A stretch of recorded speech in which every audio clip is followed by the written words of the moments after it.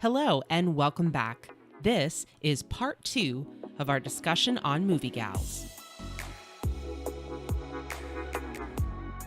Welcome to Gal's Guide to the Galaxy. Your host, Lisa Leo, leads a roundtable in the universe to discuss women in music, literature, science, and more. Warning, time travel is possible.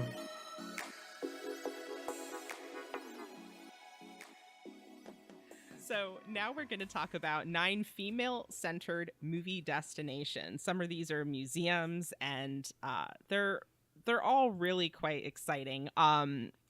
Let's talk about if money or distance weren't a factor, which location we would most like to go to see if we haven't been there yet.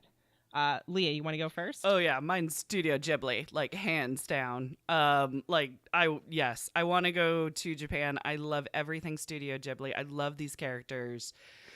That's what it would be for me. Be there in a heartbeat. Have you been to any of these locations? No, actually, my husband and daughter have been to the Lucille Ball Museum. And they loved it. Oh, cool. And they highly recommend it. But I personally had not gone. But I did go to see Alice's Sign in Fort Lee, New Jersey. So that one's not on the list. By the grocery store in the parking lot. Yeah, exactly. It's not a go-to destination. No, it's not. Phoebe, which place would you love to go to? Maybe this is just an excuse to travel, but I'd definitely be going to Greece out of all of these places. For that's listed under Mamma Mia. Yes. I had mixed feelings about the movie when I saw it, but zero mixed feelings about the location of that movie. That was beautiful, and I mean, I would love to see where they actually filmed it and see what kind of tricky camera movements they'd have to make because of all the rooftops and different kinds of things, and Hollywood crews are huge, so it's hard for me to imagine a Hollywood crew in an actual Greek town like that. So that would be fun to see. Yeah. Have you been to any of these locations? No. Okay. How about you, Rebecca? So I'm gonna have an unpopular opinion, I guess, because I honestly I'm not really a movie tourism person. I think it's one of those things if I happen to be in Atlanta, I'd probably go to the Margaret Mitchell Museum, or if I happen to be in one of these other places. But then as I was thinking about this, getting ready for this podcast, I did remember, oh wait, I have seen several movie tourism things. So it could just be that I've seen so much movie stuff over the, because I end up doing it so that was I kind of mentioned Coppola. Well, a couple of years ago, I was at the Coppola Winery in Napa, and we didn't go to Napa to see the Coppola Winery. But when I realized it was there, I was like, we got to go. And there's all this awesome Coppola movie. It's the Coppola, I don't know, fan threw up in there, and all this the car from Tucker and the dress and the clothes. Yeah, exactly. And the clothes from Dracula. And then when we were in San Francisco, I think it was must have been the next day or within that same, at least in that same trip, we couldn't find any restaurants that were open. We were wandering around the financial district. That just happened to be where we just ended up. And then we ended up at Cafe Zoetrope, which is his the building. I've been there. Sorry, yeah. Yeah, no, it's awesome. It's a restaurant. It's really good. You kind of feel like you're a little in one of those Italian cafes in The Godfather. And then it turns out in that building, he wrote, edited, or sound mix several movies, and I think starting with Godfather 2 or something. And so it's just very so I say I'm not a movie tourism person, but I think it's just more I enjoy movie memorabilia, but it's more if I already happen to be in the place and there happens to be a movie related something. Same with, I saw the Stanley Kubrick exhibit at the LA County Museum of Art a few years back. Right. And then even the Wizard of Oz Museum sounds really cool, or Judy Garland, or whichever one it is. But I remember the old, I don't know if anyone in this group even knows or remembers this, maybe Leah, the old Hollywood Bar and Film Works used to have a ton of Wizard of Oz stuff, like posters. Oh, I remember and, that like, place. Yeah. It and was the like half and Munchkins. half. It was like Wizard of Oz was on one side, and what was on the other side? But I'm with you. Yeah, and like they had like the Munchkins would come, or like a couple of the surviving Munchkins would come to screenings of the Wizard of Oz. So I feel like maybe I've just been spoiled because I've seen so much movie stuff over the years that I love it, but I don't know that I'd plan a trip around it, if that makes sense. Yeah, that makes sense. Yeah, that makes sense. Fair And enough. I was so focused on the question, like, where have we been on that list? I forgot. My grandparents took me to California, and so I got to tour Paramount and Warner Brothers. So I got to see awesome. some studios. I got to be on the Big Bang Theory studio, and then not while they were filming, but just to see it, and some really cool costumes and some sketches from You got to some see, animated movies. What was it? Lucille Ball's. Yeah, I saw her daycare. Yeah, her daycare, her porch. So Oh, yeah, her front cool. door. I was like they didn't let us touch the front door, but I could have. It was pretty awesome. I was just like, oh So close. wow. And then I was trying to look did up you on the secretly internet. touch it? I was trying to look up on the internet, like, if they mentioned that Lucille Ball started a daycare, but they mentioned it on the tour. There was like, she started a daycare in Paramount, so that was cool. So I got to see all that, so that was really super awesome. And I have a friend who's a makeup special effects artist in Hollywood, and he let me tour his studio. So I got to see like this animatronic gorilla that he made, and some cool prosthetics and monsters that he's made and stuff like that. So Gee, I think that actually sounds better than the choices on the list. I mean, The private tours always are. those are all like Oh. those are all curated museums that aren't like from an original place necessarily. I mean, you were like right in the heart of it. That sounds no, it was awesome. really cool to see, and it was fun to like, you walk the streets of the studio, and it's literally just built houses so that you can film it at different angles for looking to appear that you're at a different place. Or they showed us this door, I think it was at Paramount, where it was these two door frames. They were exactly the same. They looked exactly the same, except for one was larger than the other by like 1.5 feet.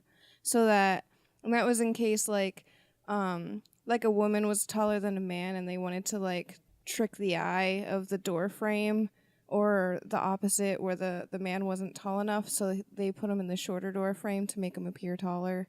And then it was just, Wow. it was crazy. I'm like, oh, all right, that's interesting. Smoke and mirrors. Smoke and Yep. Oh yeah. Well, I can say I have not been to any of these locations, and right off the bat, I was thinking I would love to see the Oz Museum. Ah. Yeah, that makes Or sense. the Lucy Desi Museum. I was wondering if you were because going to I'm go a- Lucy Desi. You would love it. Yeah, I'm a huge Lucille Ball fan. But I'm also really fascinated with seeing like actual props. Mhm. Totally, yeah. Like that. I mean, I love to just stare at them and be like if I saw Dorothy's ruby slippers, I would be the creeper. Like, her feet were in those shoes. That's so crazy. always she weird. danced. Yep. Yeah, she danced on the yellow brick road in these. This is so amazing. But I also have to say, I'm kind of cutting myself short, because if we're talking, if money or distance weren't a factor, I would just go to Totally. Greece. Yeah, Easy. exactly. I don't even care. I do not care about the movie set from Mamma Mia. I You're would like, just "Yep, be like, there it well, I'm is." just Oh, getting. they- Yeah, I'm like, I'll just go Yeah, to Greece exactly. and then conveniently not visit the sets. The end. You had me at Greece, Nice. and then we're done, right? Yeah. Like, money's not a problem. You got it. We're off to Greece. Basically, That's yep. right. Nice. Are there any sets, props, costumes, anything anywhere from any movie that any of you would love to see that isn't necessarily in one of these museums or locations, but just something from any film that you really love that you would just love to be able to see it in person? I do actually have one, and it's quite silly, and it's also quite, I guess, personal, but it's not personal I don't know. That's not the right word for it. It'll make sense once I start talking about it. Okay, so having a name like Leah and having it be very similar to a certain princess named Yeah. Leia, there is a story that Carrie Fisher is very famous for telling, which is she was not allowed to wear underwear in the very first Star Wars movie because her white gown was see-through when the lights were on, and George Lucas believed there was no underwear in space. And I just really want to see this white gown in person to see if that is at all true. Because it's always been that, that I've heard so many different Princess, Leia jokes throughout my life. But the underwear joke, there is no underwear in space. That one. I like it. I was waiting for you to Nice. say like a baseball from A League of Their Own. That would be really cool. But I feel like that could be faked real easily. Like any baseball. Totally. Like, this is a bit. Sure it is. Did anyone win bingo this round? Oh, man. There it is. No, Rebecca just won it. Yeah, basically. Mine is a little silly, not in the same way, but so one of my favorite movies to watch on a rainy day is Twister. So I would Yes. want to see Dorothy as in the thing that they throw into the Twister. I would want to see that. Like the one that The tin can. the tin can. Yeah. The thing that they throw into the Twister. They Nice. named her Dorothy. I'd want to just touch it and then be like, Bill Paxton used this to track down tornadoes. Well, not really, but I mean, he tried. He pretended to do this. Nice. Yeah, that's probably what I would go for.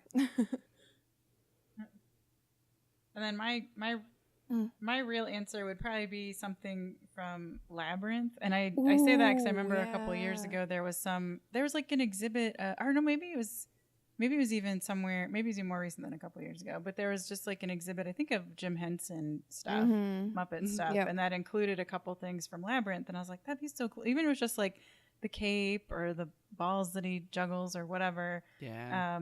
But then, like I was saying earlier, like His I feel like hair. I've already seen so much movie memorabilia that one of my favorite stories that has actually kind of a recent weird connection. When I went to the Kubrick exhibit a few years ago, they had the axe. Well, they had several things from his movies, but they had like a lot of stuff from The Shining, which is one of my favorite movies to watch on any day. And they had like a couple axes that were used as props and the typewriter. And there must have been a story in one of my law school classes where the professor mentioned it was like a hypothetical, but it was very similar to The Shining's, backstory.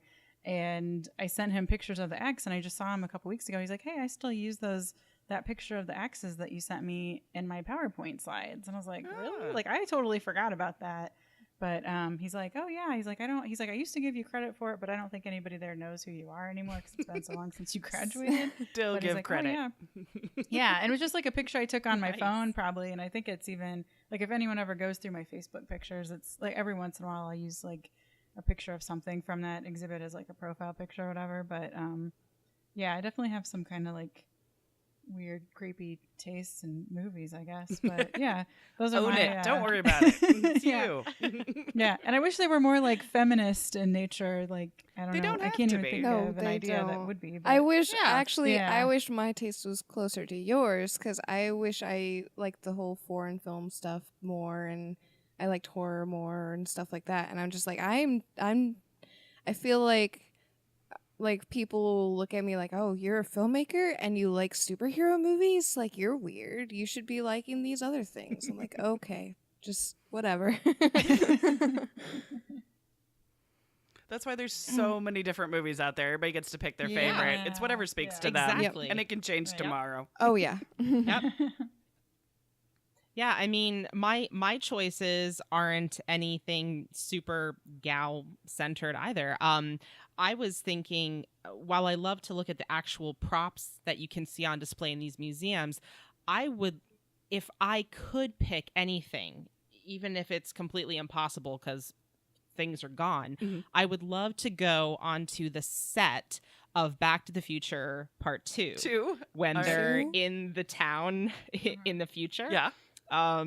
because that's just one of my favorite movies, because I've always been obsessed with like, what will the future be like what do people think it's going to be like, and I thought it would just be so cool to just get to like walk around the town in the future setting. And also similarly, Willy Wonka's Chocolate Factory, and I'm talking the Gene Wilder one, not the, Of course.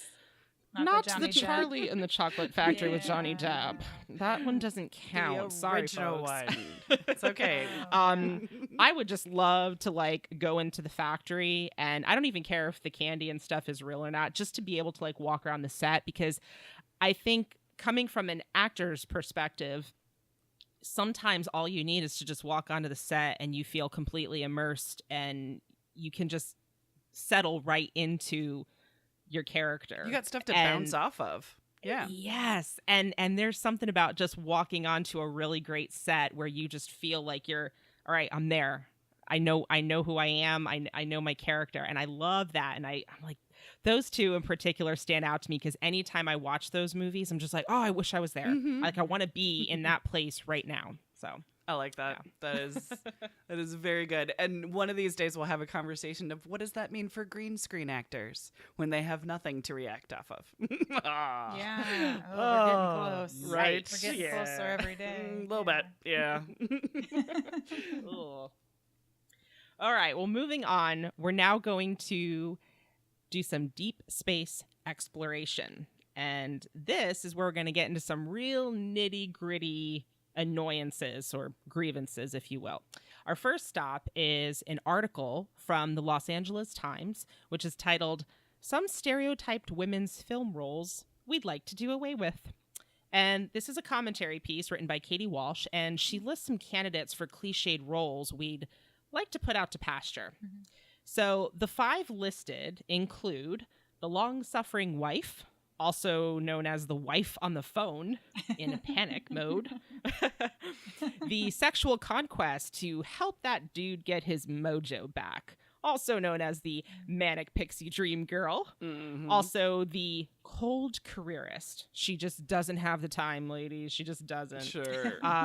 The rape victim who inspires action, I don't and like the plucky child girl. What was that? the rape victim one just drives me nuts. Oh, yeah. We're almost I'm there, sorry. Phoebe. I'm so We're gonna sorry. get right into it. It's okay. It's okay. I am glad that you are ready to go. And the last one is the plucky girl child who helps a man find his purpose. So I think Phoebe should I'm go sorry. first. Which one do you find most The problematic? I'm so sorry. No, the rape victim one. I am a very sensitive person. I can't do rape scenes at all for any reason. Hands down, if it's got a rape scene, I'm out.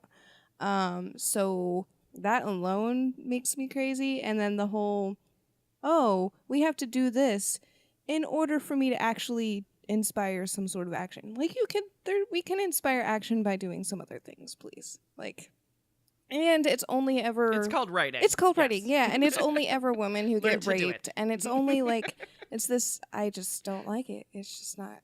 No, there's so many other things you could do instead of this. Yeah, absolutely. Rebecca, how about you? Yeah, I'm gonna definitely go with rape victim who inspires action, because it's like, okay, so that's the only reason that you want to protect women is because somebody in your life was raped. That's kind of messed up. And then I think Yeah. I mean, they're all bad. They're all pretty bad. Oh But yeah. but I think They all gotta go. but I think too, as a career woman, the cold careerist, come on, let's give that a rest, because it's always like, oh, she's so, into her work, she could never find love, and then she somehow always finds love. So it's kind of like, well, I guess she's, just because someone's into their career doesn't mean they don't have a soul or whatever. Like, Right. they just haven't found the right one yet, and of course it's gonna be like Matthew McConaughey or somebody. Of course. Which I love him, but I love Matthew McConaughey. Nothing against him, but it's just kind of like, yeah, I feel like those are the kind of movies. Like, if I see more of those, like any more of those kind of trailers, or if I do see that kind of movie trailer, and a friend is like, "Hey, let's see this movie," it's like, I would rather pay money to see something else. But thanks. Yeah, it's almost the main cliche that's starting to give rom-coms a bad name. Mhm. Oh, It's yeah. that tired, Like, she's got to find love and then she'll be complete. Right. No. Or she's biological clock is If- ticking. How's she gonna if have you babies and reverse- and have like the full Yeah, life? if you reverse how that sounds, his biological clock is ticking. You will understand how ridiculous that is. If you just reverse, right, the like any of roles. these. Right. Yeah, if any of these you flip it and it's like a man in that situation, it's a totally different movie, and it's totally Yeah, and totally people think it different. looks If it sounds crazy. wrong when it's reversed, then it's wrong. Yeah, exactly. Yeah, exactly. Like we see career-driven men all the time, and it's never, oh, he's never gonna find love. Oh no. Right.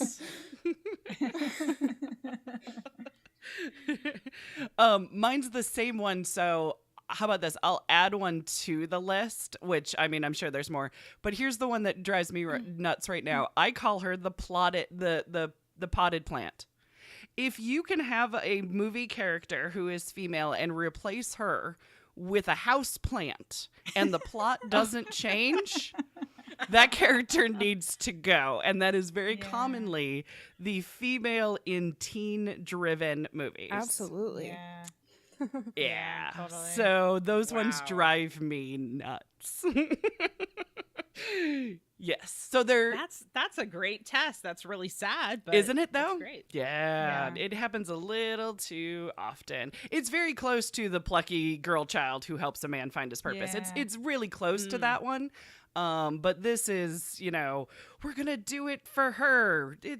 She's a houseplant. It doesn't matter. She has no feelings. She's here to motivate you to do something. She has no backstory. She has no character development. She could disappear and the story wouldn't change. And I don't like that. I don't, because to me that's lazy writing. Like that character shouldn't exist regardless of whose gender it is. Right. Right. That my soapbox. I shall now get off of it. Thank you. No, you can stay on it. You can stay on it because we are just gonna vent our way through this We're article. gonna change filmmaking as it exists right now. That's our goal. That is our goal. So obviously they're all horrible, and I know we all agree on that, and it's like trying to pick one. I feel like having to look at this and go, okay, well, who's the least offensive? Well, Wife on the Phone and The Cold Careers, they're a little less offensive. They're super boring because it's like, yeah, we know this deal. But all of the ones that involve sex, sexual conquest, the rape victim, the plucky child girl is super creepy because that has that. It's still that, about sex. That yes, it's very dangerously bordering on super inappropriate, if not illegal. Yes. Those three, I want to just ball all of them up and make them one big horrible bad no. Right. Like they're all just They don't get my Why? money, basically. I kind of, if I see it in a trailer, it's like, guess what I'm not seeing in the theater? Guess what I'm not paying ever to see? Right. That movie. right. Yep. And it's funny because I will say right here and now, I have never seen Taxi Driver. Oh, interesting. on ya. And I know that it's What? yeah, I know that it's like a really big deal of a film, but I've honestly never seen it, just simply off the fact that I couldn't understand when I would see photos of Jodie Foster as a young girl. Right. It was Jodie Foster, correct? Yeah, teen I was always prostitute, like- yeah. Yeah, I was like, well, this looks like a really creepy relationship character role. And I honestly just never watched it because of that. I was just like, this doesn't look like my cup of tea. Like, I don't think I would be into it. This will drive you nuts I then. am- You ready for this? I had to What? watch it in film school. Oh yeah, yeah. Oh. That's why I watched it too. I didn't go to film school, but I knew it Uh-huh. was a film school requirement, so I did watch it too. Yeah. Yeah. So, yeah. We didn't watch Alice. We didn't learn about Alice's movies. But we watched. Well, we watched but we Taxi watched Driver. Taxi Driver. Yeah. Required. Yeah. Wow. Yeah. That's messed up. Yep. I would have never Wow. chosen to watch. I watched that and Birth of a Nation, and I would have never, ever watched Ooh, either yikes. of those two movies on my own, regardless of what list they are on. But that's just me. Yeah. Ooh. So But see, I like Taxi Okay, Driver. I'm So sorry. is there something wrong with me? Or I don't know. I don't see. I Leah, must have you got blocked. me a What did little you say? speechless. Oh, what sorry. did you say, Rebecca? No, it's okay. I said I liked Taxi Driver. I mean, I must have blocked out that part. No, or did you say that something, you 'cause I don't did you remember say that you being- like Taxi Driver? Is that what you said? I missed it. Yeah. Yeah, I've watched it a couple Mhm. times after first seeing it. I mean, it's definitely like some toxic masculinity going on in that. There Oh, is. yeah. There's a There lot was you a can strange- unpack on it and learn from it. Yeah. There was a strange Yeah, thing but I that think liked like about the it. acting is But yeah. yeah, like the acting is really good. I mean, and what's her name? Sybil Shepherd is really good as like the woman who keeps like telling him to leave her alone, even though he's trying to get a date with her. So I Right. think there's more going on in it than just Totally, yeah. the whole Jodie Foster stuff. But I also respect that if you don't ever want to watch it, I'm not going to be like, no, you have to watch this Right, movie. exactly. Because there's so many other movies out there that you would be better off watching than, yeah. Yeah. Yeah. And honestly, for me, it was just like the only real example I could think of off the top of my head of that plucky child Yeah, it makes girl, sense. where like your Yeah. immediate reaction is like, ooh, ew. And I think she actually was like the age of the character or something like that when they shot the movie. I Is think that so. right? Yeah. I think that made it even Wow. that makes it even creepier because it's just like too real. But then Yes, But- it does. But then remember the movie The Professional, or it was called Leon Yeah. the Professional. It had with Natalie Portman. Natalie Portman. That's right? what I I was remember trying to seeing think the of, trailer yeah. and I go, I really hope this movie doesn't get creepy. I hope it stays father daughter. I hope it stays father daughter. Right. But there was always that, you know what I mean? There's Like, always an I- underlining thing, yeah. it felt like it was a Hitchcock bomb underneath of a, It you know what I did. mean, a It table did, ready to yes. go off. I'm sorry. So you end up watching it with a certain amount of uneasiness Yes. because there's expectations or there's this like certain amount of anxiety watching it. It's like watching a thriller and being in suspense the whole time, but of something you don't want to see. Right. Well, not only that, but also like I didn't know when I saw The Professional, I didn't know who Luc Besson was. Like I didn't know if I liked this guy yet as a director. You know what I'm saying? Yeah. So nowadays I'd be like, oh yeah, totally. He's female focused. He writes interesting characters. He has some mess ups, but he has some really go for it. Leeloo Dallas multipass. So he's trying very very hard. Give him a chance. But I didn't know that at the time, and I probably had watched Taxi Driver in film school not too soon, or right around that same time. So it's like, does this go Taxi Driver or does this? So sometimes one film can influence the possibility or the fear of another one. You know what I mean? Like sometimes they bounce off each other. So where if you're Scorsese and you're in a Scorsese mood and then you're watching Taxi Driver, you're watching it in a different way if you're watching it to compare Scorsese movies together because they are interesting in how they talk about character. Sorry, now I went all film school on it. Yeah, you Sorry. did. No, I love it. I love it. That's why we have you here. This is great. So, can anyone think of any other stereotypes that aren't listed here that you find also equally annoying, if not more? I did my potted plant. You're welcome. Yes, potted plant. I love that. Plant. I have one. I was thinking it's certainly not nearly as offensive as the ones we've discussed, but I was thinking of the sidekick, the yes. gal friend that, she's there to make the, prettier, thinner, skinnier girl get her love interest, or, the one that helps her work at the newspaper. She's always the one that's, she's never quite meeting the Hollywood beauty standards. So she's more the comic relief. Right. And she never gets a date, or she's always just, the goofball, or she doesn't ever act together. Those always kind of drive me nuts too. Yes. Because they always have to make it like she's super, a hot mess so we can see just how awesome the lead girl is and why she's so deserving of a guy. Of course. She completes her.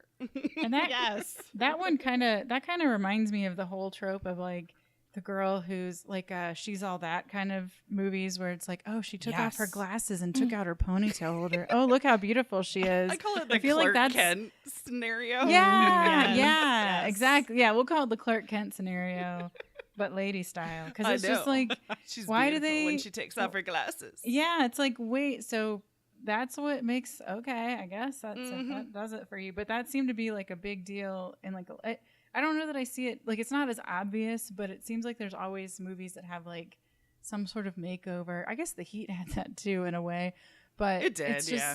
But there's a way you Yeah. can do it. But I think that's they were like a making fun of it, different. though. Yeah, they're totally making fun of it. Where she's like, "Oh, you need to show off your legs," and then she has like Spanx Spanx. on under her pants. What are you scared? 'Cause who something's gonna doesn't, pop out? Yeah, because who doesn't wear their Spanx under their pants? I mean, come on. I mean, I'm just kidding. I totally don't wear Spanx under my pants. But I just think like, yeah, like just seeing you have to have a makeover or else you're not beautiful. And there are so many movies that those are the kind of movies like I just won't see if I know that that's going to be a huge plot point. I mean, I'm sure when I was in high school it didn't bother me as much, but I feel like that just, that maybe would be the one I'd add to this list. Yeah. I did think of Good choice. I did think of one more. It's being the only woman in the room. Oh, That one's yeah. starting to Yes. really Oh, irritating me. yeah. Yeah. There are so many movies where it's a really, I would say, it's a great female character. I love the female character. I mean, the latter half of Wonder Woman, I can even say, is that same thing. She is one woman in a group of 5 other guys, but she's Wonder Woman. But it's the lone woman, Yeah. There can be only one. I mean, it's not the Highlander Yeah. It's situation. It's not. We're not. And we're not women, no other Highlanders. women. And we don't need to separate. It's not like divide and conquer when it comes to women. Like, don't get them together. Oh my gosh, then we'll have to write a scene where they talk to each other. Oh no, we might actually do Terrible. something Terrible. productive if we get together. We can't have Right. that. So They'll solve the some lone problems woman. that we need solved. Yeah. Yes, exactly. Yeah. That one bugs me. It's like women don't have other friends. They only hang around guys. Right. Which explains my childhood. Aw. No, mine too. In fact, one that stands out to me is like if the women in the film is their only purpose is to be the girlfriend. If they're just the girlfriend Yeah. and don't add other plot points, like this is kind of like the potted plant, but even more so. Like she adds to the story, but she's just there as a girlfriend or a wife or something. I'm just like, yeah, no, I'm done. Just really, Right. you couldn't even give half a woman to this film, really. Yeah, get a background, a character. If the character doesn't perform or doesn't move the plot forward, why are they even there? Exactly. If you're just the girlfriend, then you need to go. Well, I think this discussion is going to go really well with our final discussion. So now we're going to talk about, these are 2 different tests, basically, or one is a test and one is sort of an analysis. The first one is the Bechdel test. And the second is a project from Pudding.com, which was called Film Dialogue, broken down by gender and age. So I kind of am grouping both of these together for a reason. The first is because the Bechdel test is, it's also known as the Bechdel rule. It's basically a simple test which follows the three criteria. 1, it has to have at least 2 women in it. 2, they have to talk to each other. And 3, it has to be about something besides a man. That's it. That's the whole criteria. And it doesn't have to be the whole film. Mm-hmm. It only has, just one scene is sufficient for this. And this test was popularized by cartoonist Alison Bechdel's comic Dykes to Watch Out For in a 1985 strip called The Rule. Now, conversely, Pudding.com did this analysis, and they said that it was born out of the less than stellar response to their analysis of films that fail the Bechdel test. Mm-hmm. Commenters were quick to point out that the Bechdel test is flawed, and there's justifiable reasons for films to fail. For example, they may be a historic war film. Now, by measuring dialogue, they have a much more objective view of gender in film. So I first want to ask, has everyone heard of the Bechdel test before? Yep, absolutely. Oh, yes. Is anyone familiar with this? Yeah. Everyone is. Awesome. I wasn't. Oh, This is new to me. Oh, Yeah. welcome. It's a nightmare. Pretty much. Sorry to bring you into the fold. You'll never be able to watch a movie the same way again. Sorry. So Leah and Phoebe, I'm curious, with your directing experience, is this a test that you reference in any way for your work, good or bad? I do every time. Yep. Yes. Yep, same here. I do every time. Admittedly, I tend to forget to think of it until the end of a script, and I'm like, oh shoot, does this pass it? I need to pass the Bechdel test. Like, I need to at least pass this thing because it's not perfect, but it's at least makes you think about it. It's at least a guide. I kind of use it where I'm writing out the characters, and a lot of times, my initial characters are, female characters. That was my niche, was I write strong female characters. Right. And strong female characters have friends. And so I knew it was just always going to happen. But when I would go through rewrites and polishing, I would do two things. I would use the hero's journey, which is a Joseph Campbell story structure of mythic storytelling, and I would look for the Bechdel test. Absolutely. Those were my litmus tests, basically, because a lot of times if I didn't have that, then I wasn't doing the thing I wanted to do in the first place. Yeah, that makes sense. They were a double check. Okay. So can anyone recall a standout film that passes the test, a favorite of yours? The first act of Wonder Woman is a standout. It is an all-female island. Oh, absolutely. Absolutely. The whole movie passes, but obviously, pretty straightforward, I'm yeah. talking the first 45 minutes of Wonder Woman. Absolutely. Yeah. See, I recently saw Moana for the first time, maybe in the last 6 months. Yes. And that was one, I don't know if I was looking things up about it or or they're just like a thought piece about Bechdel test or whatever, but that was one that I was like, okay, this is one where it makes sense because it's like between Moana and her grandmother or Moana and her mom or other female characters in this movie where I guess it shouldn't be, I shouldn't say obviously they're not going to talk about guys, but because she's a little kid, not little, but she's a kid and she's learning about her ancestry and how to be this big, brave, character. So that's one, but I feel like that's why I kind of think the test is problematic. 'Cause there's so many good movies that are very women centric, but may not necessarily pass the test for whatever reason. And I think that just kind of does everybody a disservice to be like, well, this one doesn't pass just because whatever, for some reason that just, the female characters just don't talk to each other about not guys or whatever, Right. whatever it is. Mm-hmm. Or ones that And do it's- pass the test, it's like, ugh, why? And it's something that I hear a lot because I will go into colleges and I'll go into schools and talk about the Bechdel test. And I'm always kind of met with, so why does this test make my movie any better?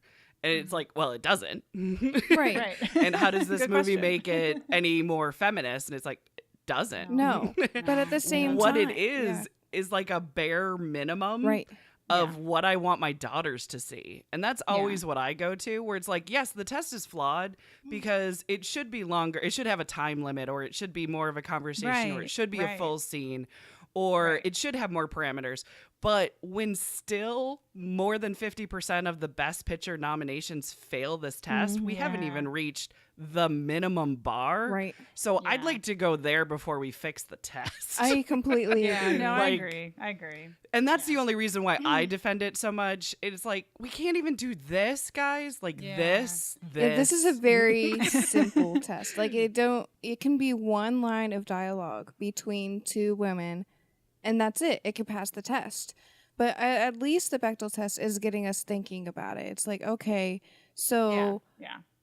for me, I didn't realize how influenced I was about just the male-centered society we live in. It's like, okay, I started writing and all my characters started out as guys and I wasn't even thinking about it just because, I don't know, I wasn't very structured when I first started. I was just like, oh, naturally it's a guy, and then you write what you know, you write what you see, you Exactly. write what you is mirrored back at you. Right, Yeah. and even when I wrote the main character as a female, I was like, oh, naturally she has 4 guy friends. It's like, no, that's just what I see in movies all the time. So the Bechdel test at least is like, okay, she has girlfriends. She has, look at my actual life and not what media is saying it exists. Like, what is, Right. it gets you at least thinking about all of this. Yeah, I mean, it seems like it's a really low bar Oh, yeah. The lowest. that Oh, we've yeah. set, Yes. like the most basic standard. And my initial reaction researching the Bechdel test was, wow, this is so sad. Like how many films that, even in the title, you would be like, oh yeah, I'm sure this will be fine. This will pass. And it's like, wait, it doesn't, it really doesn't. Like Mhm. it shocked me how such a simple thing with very, very little requirements. I mean, like we were saying, like there's no time requirement. It Right. could be 2 seconds. It's you know? one sentence or Um, 2 words, Yeah. How you doing? And to think, yeah. And to think they don't pass How that. you doing? Now, on the, How you doing? Wait, but no. nice weather we're having today. Right. Not about a dude. Yeah. And on the other hand, though, there's obviously a lot of people that are arguing this is a flawed test. Mhm. This isn't an accurate way to judge a film. Now, right off the bat, my thought goes to, okay, like I could see like a World War II film centered around soldiers. Yeah, there's not going to be women having conversations, obviously. Maybe you might have like a nurse in a scene having a conversation with another nurse or something. And they might not have but- names. Yeah. Yeah, most likely. Most probably likely, Nurse. right? Nurse 1, Yeah. Nurse 2, Yeah, basically. Nurse on the beach. Nurse. And so I'm curious if is everyone kind of feeling on the fence, because that's how I'm feeling. I feel like it's a good way to judge things, but it's also like you kind of take it with a grain of salt. It's not something we can put a ton of weight into, depending on the story that is being Well, filmed. In one hand, yeah, and on the other hand, I think it's important that we have the Bechdel test still, because if you look on the grand scheme of all like the Hollywood pictures, there's not a whole lot of good reasons for them to fail the Bechdel test. What you suggested or what your scenario, that's a good reason to fail it. That's fine, whatever. But the fact is that there's tons of movies out there that have no reason to fail it at all. So I think that's why it's important that we have it. I mean, it's not a judgment of, oh, it doesn't pass the Bechdel test, so it's not a good movie. That's not what we're saying at all. That's not what I'm saying. But There's no test that can determine that too, That's because true. it's personal. Exactly. Movies are supposed to be personal. Exactly. Right. But what we are saying is the Bechdel test is important because there's literally no reason why these movies should be failing something so simple as to have 2 females when there's dozens and dozens and dozens of male characters in all of these movies. Yeah, absolutely. And I also was thinking of, what about films that do pass the test but still aren't really doing a whole lot to break the other stereotypical film roles that women are thrust into? And I actually thought of one. It's The Sweetest Thing with Cameron Diaz. Cameron Diaz. Okay, yeah, I was gonna say, I'm like, I don't think I've seen that one, but I remember Video Store. I remember the cover Yes. box. It's her and Christina Applegate. I remember it because it's one of those really like funny, entertaining, nothing more than that. There's literally just no storyline. It's like it's on TV. If there's nothing Yeah. else on, it's like, this is cute. It's you know? fluffy. It's fluffy. It'll, Right. Fun. yeah, Harmless. like Yeah. if you're having a bad day, you could just watch that and maybe just keep your mind off of things. It's nothing that's gonna like make you feel like a better person by the time you're done watching Right. it. I call them popcorn But- movies. Yeah. Yes, Yeah. totally a popcorn movie, absolutely. But what's interesting about it is there are several scenes that pass the test. Several. And yet, this movie, the whole thing is just a woman trying to finally connect with some guy and even like crashing the guy's brother's wedding. And she's not happy until the end when she gets the guy. That's the whole story. Right. I mean, it's as vapid as you could get of a story, and yet it does pass the test many, many times over because you have these 3 friends who are having all different types of conversations, and I got a kick out of that because I think I appreciate the Bechdel test for what it is, which it's making a point. Mhm. Like, we're just asking for bare Right. minimum. Yes. It doesn't have to be a good No. movie. It doesn't make it bad if it fails. It doesn't make it great if it passes. But I liked thinking about examples of films like that where they're not really doing women any favors with the role, However, and yet they did still manage to pass exactly, the test. but at Yeah. the same time, how many movies that are centered around guys that are just popcorn movies and fluff like that? There's a whole lot more than just that one that you thought of. Absolutely. And that are problematic for toxic masculinity. Right. At the same Exactly. time. So like not everything has to be ultra feminist or ultra this or ultra that. It's just like, okay, we at least have something to throw into the pot of, we have that one movie versus the guys have 100. We have 1 in 100, So it's like, it's popcorn fluff, but it still helps us because at least we're in there, I remember defending the movie Sucker Punch. Now, Sucker Punch has a lot of horrible in it. But I remember defending it, and the way that I defended it was to my husband and actually also to my dad saying, you guys have RoboCop. You guys have Predator. Yep. You have Turn 'Em yeah. Off. It's stupid. We're fighting. Rah, rah, rah. Mm-hmm. That. Exactly. We got Sucker Punch. We got girls kicking butt. Exactly. We get one. We get one. Exactly. So it's terrible, but so is yours. Yeah. So this is mine. Right. So I'll defend it, but I will also criticize it. And also it passes Hero's Journey. So, There you go. Yep. Yeah, and I think that one of the best things that comes out of this test is just that it opens up conversation. It opens up the dialogue. It allows us to question and pay more attention to this. I think for someone like me, it's very easy to just be so used to seeing like crap conversations between women Mm-hmm.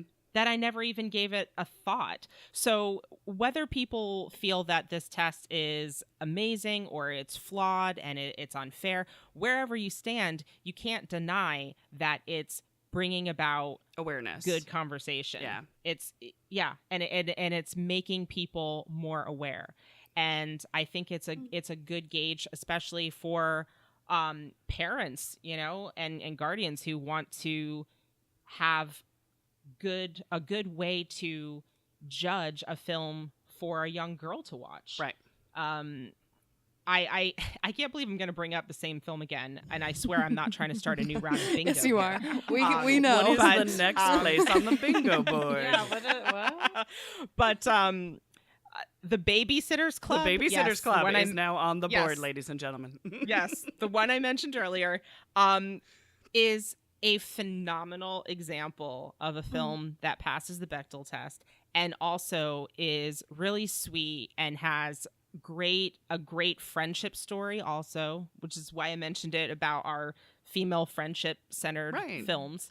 And I think what I loved about that one especially is you've got young girls at an age when most cable TV type films with young girls would be all about boys in high school and stuff. And they're running a business. Mm-hmm. They're talking about budgets. They're talking about family dynamics and responsibilities, health issues. One of them has diabetes. And the boys are a back burner issue for them. Yeah. You mean like It's not normal their main life? issue. You mean like Yeah. basically the 90% of our day to day? Yeah, basically. Right. and when the girls do get the guy, it's not the end scene. Yeah. It's Yeah. not the, okay, now they got the guy, the movie's over, the end. It's like, oh, she got the guy, and now we're moving on because we have something else to do.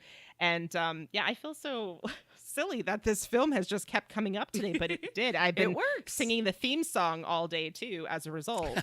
I have to go watch that. But yeah, I appreciate that this test has now given me a new standard basically to evaluate films on, Yeah. which I never would have considered before. It is a framework, and there are pluses and minuses with every framework. And what somebody has brought up before to me is how this test is also, it might have been inspired by Virginia Woolf. Hello? I lost I you did guys. too. I was Oh. scared I to did talk too. though. Okay, good. just keep recording. Oh, Don't gotcha. yeah, don't yeah, don't we're not stop rec- don't stop Audacity. Just let it keep going. Oh, gotcha. There I we just- go. Now we okay. see her now. I Everybody disappeared. Leah- Yes, am I back Leah, yet? Yeah. you were getting ready to talk. Oh, yeah. And then I heard nothing. So if you And want, you're we'll just like- take a pause for a second, and then you can start again. Go for it. Okay. All right, go ahead. Another thing that actually has been brought up to me when it comes to the Bechdel test as a framework, as a way of thinking of it, that this is cyclical. This is talking about it in movies because there was a 1929 essay by Virginia Woolf where she observed that literature was mostly about women, about mothers and daughters, or about women talking about the other sex, talking about men. And Virginia Woolf was notating that it's a very small part of a woman's life, and we're not learning how women have healthy friendships.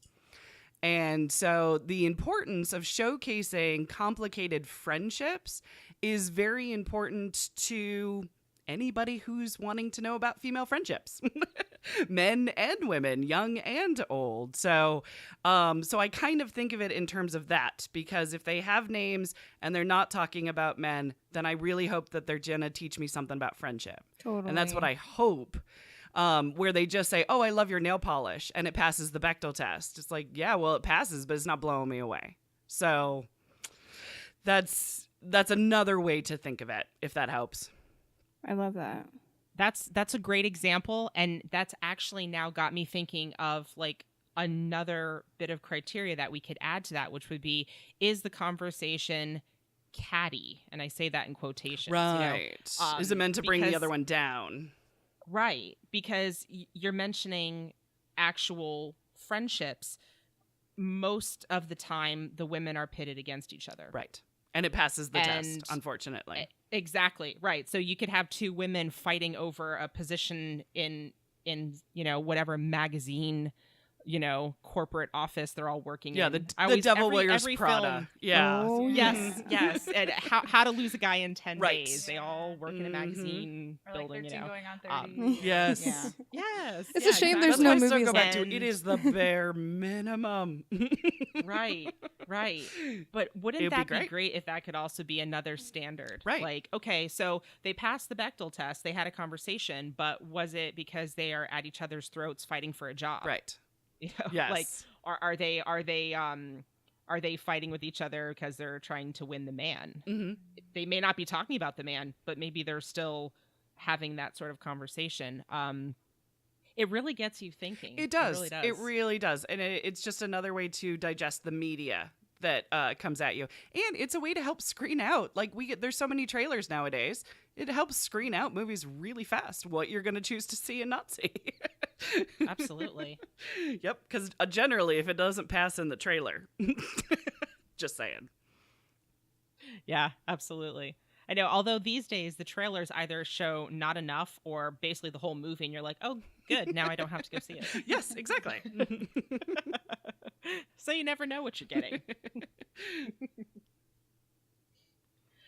Okay, well, I want to just ask one final question before we wrap up here. If you could have any job in the film industry, what would it be? And while I know we have two directors here, you don't have to answer director. You could answer some other job in the industry that you'd like to explore. Phoebe, would you like to go first?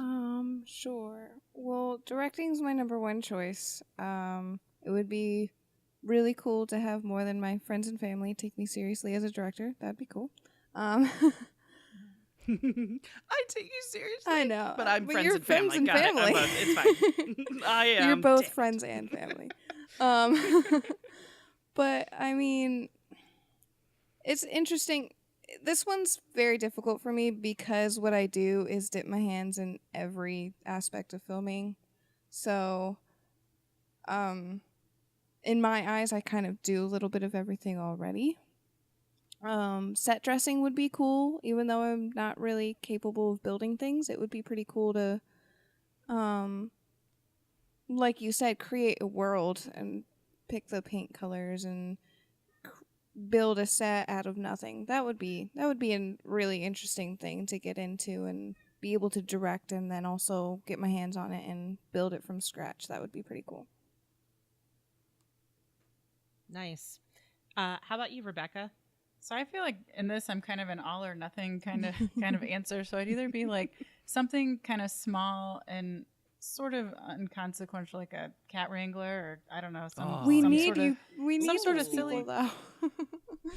yeah, like something where it's like your whole job is just like you have one thing and you focus on it.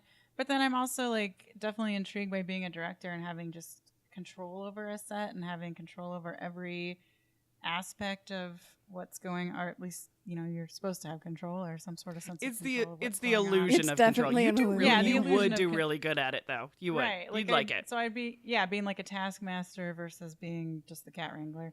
So probably one or both of those things. Nice. How about you, Leah? Well, since I retired, it would be really hard because I really don't want it to suck me back in.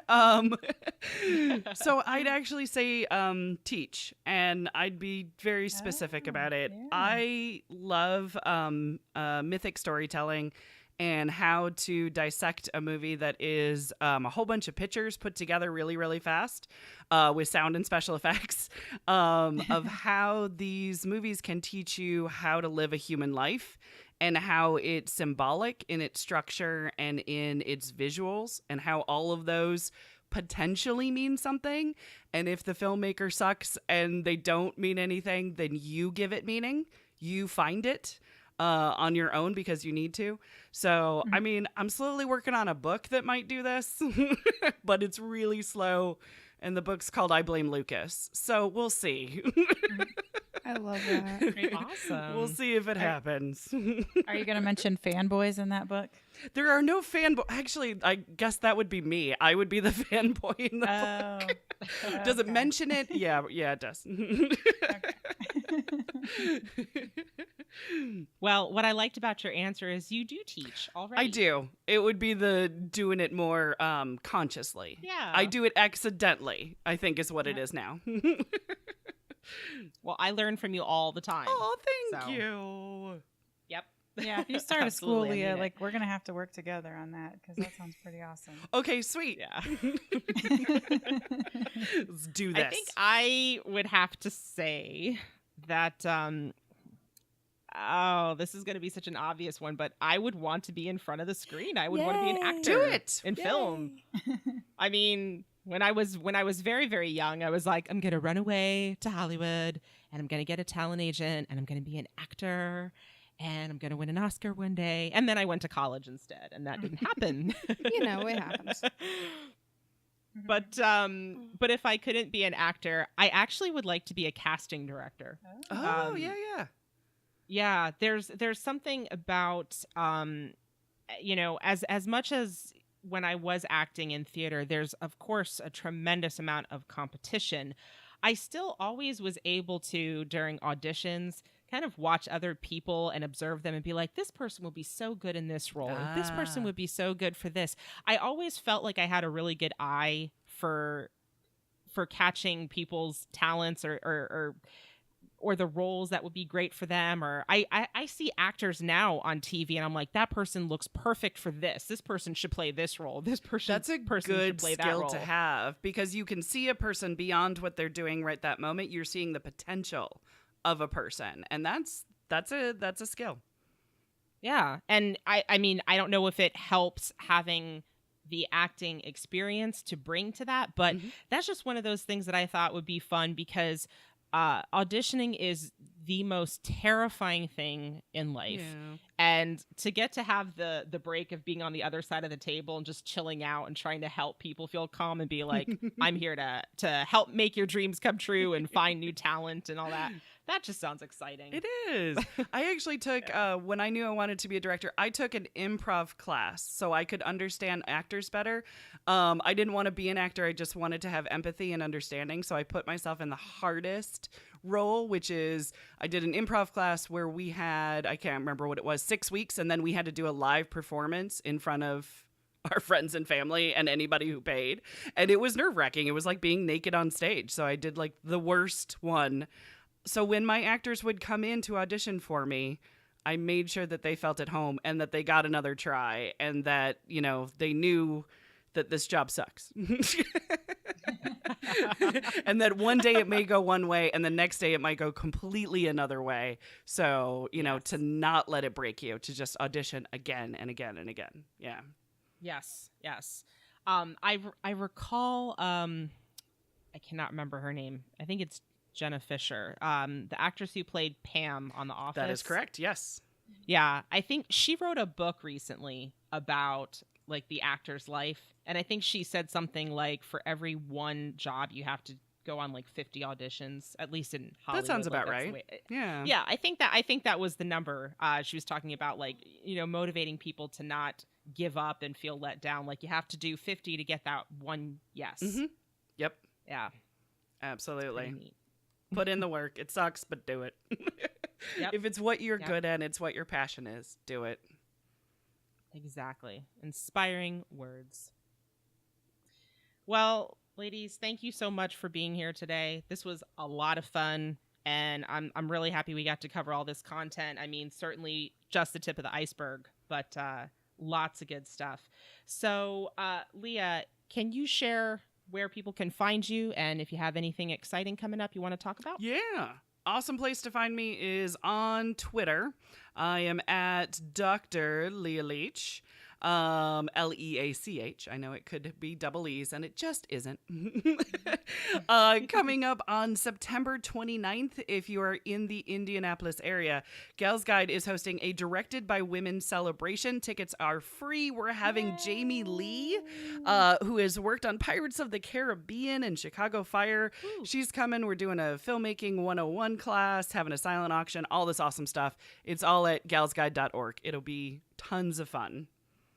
Fantastic. Phoebe.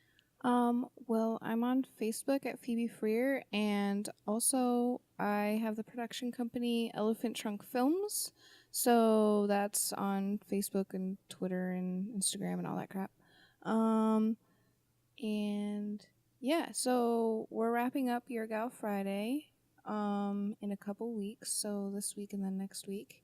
And then I might be starting another podcast in a couple months, so yeah. Ooh. So stay tuned for that. Dun, dun, that would be awesome if you guys wanted to keep an eye out for that. It's going to be talking about poetry and classic literature and stuff like that. So. Ooh, lovely. Sweet. Awesome. How about you, Rebecca? So my social stuff is pretty private, but you can, if you want to search me out, you can find me at my first and last name. It's all there. And then my Twitter handle is rjberf, B-E-R-F. And I'm still working on my website for my law firm, and I've got some of that kind of stuff. And I've got a couple, if you Google my name, you'll find articles I've written about various topics about stuff and things. Like me! Oh, sorry. Oh, yeah, I've written about Leah, yeah. And Rebecca, you did just do a roller derby. Oh, yeah. I just did the roller derby interview that I haven't listened to it yet. I listened to part of it today. Lisa's amazing. It's long and rambly, but yeah, it's me. And then it was awesome. It's all good. I did write about Gals Guide. When was that, Leah? Like a year and a half ago? I think maybe? So. Yeah. March of 17, something like that, for Nuvo magazine in Indianapolis. So yeah, if you Google me and Nuvo and Gals Guide, you should find, I think it's called like Herstory Detectives or something, like that was the headline. So you find that. Covered the launch of Your Gal Friday. Yeah. Oh, that's right. That was you. Thank you. That was Rebecca, yes. That was me. Thank you. I was so excited about that. Cool. I was like, this is the coolest thing ever. Anything to cover some gals, doing some gal stuff, that's I'm your gal. Absolutely. Awesome.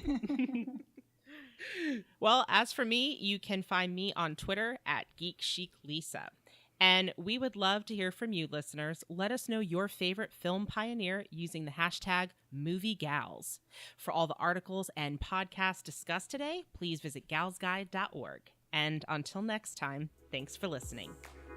For more exploration, including show notes and links, visit galsguide.org. Add your voice to the discussion on Twitter at Gals Guide Galaxy. Support our mission by becoming one of our Patreon members. If you enjoyed this episode, please subscribe to Gals Guide to the Galaxy. Thank you for listening. Returning you to Earth in 3, 2, 1.